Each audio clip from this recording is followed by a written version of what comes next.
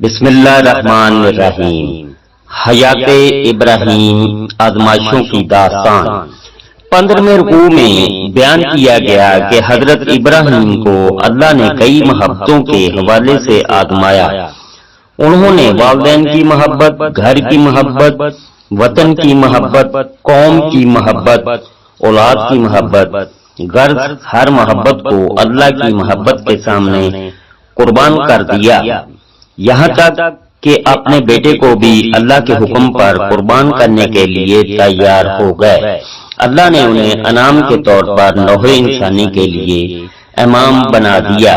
انہوں نے شہر مکہ کو آباد کیا اور وہاں بیت اللہ کی تعمیر نو کرتے ہوئے اللہ سے دعا کی کہ اے اللہ ہمیں اپنی عبادت کے طریقے سکھا، ہماری خدمات دینی کو قبول فرما اور ہماری نسل میں سے ایک پیغمبر بھیج دے جو اللہ کا کلام لوگوں کو سنائے، انہیں احکامات اور حکمت سکھائے اور ان کا تزکیہ کرے۔ اللہ نے یہ دعا قبول فرمائی اور نبی اکرم صلی اللہ علیہ وسلم کو نسل ابراہیمی میں آخری نبی بنا کر بھیجا۔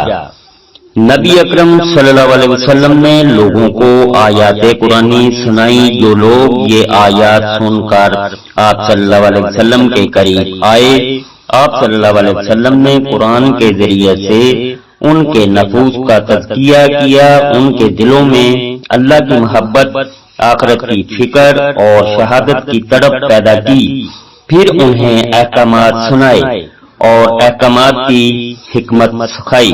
اس طریقہ سے وہ جماعت تیار ہوئی جس نے بڑی قربانیاں دے کر ایک صالح معاشرہ اور دعا لانا نظام قائم کیا۔ آج بھی اگر ہم چاہتے ہیں کہ معاشرتی عدل قائم ہو تو اس کے لیے بھی یہی طریقہ ہوگا۔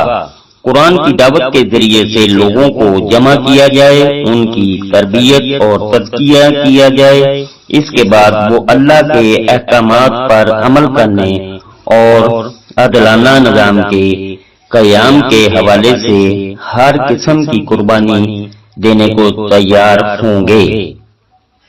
ملت ابراہیمی کی وضاحت 16ویں رکوع میں ملت ابراہیم کی وضاحت کی گئی۔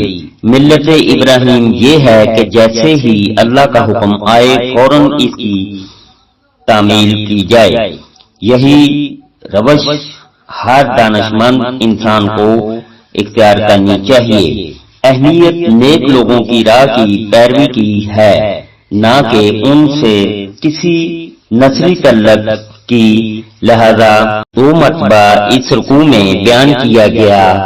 وہ ایک گروہ تھا جو گزر چکا، انہوں نے جو اعمال کیے وہ ان کے لیے تھے اور تم جو عمل کر رہے ہو وہ تمہارے لیے ہیں۔ تم سے یہ نہیں پوچھا جائے گا کہ وہ کیا کرتے رہے۔ کسی سے نسلی تعلق کو آخرت میں بخشش کی بنیاد نہ سمجھنا، بلکہ کہ اللہ تو کردار دیکھے گا۔ اللہ ہمیں اچھا کردار اختیار کرنے اور نیک لوگوں کی پیروی کرنے کی توفیق عطا فرمائے۔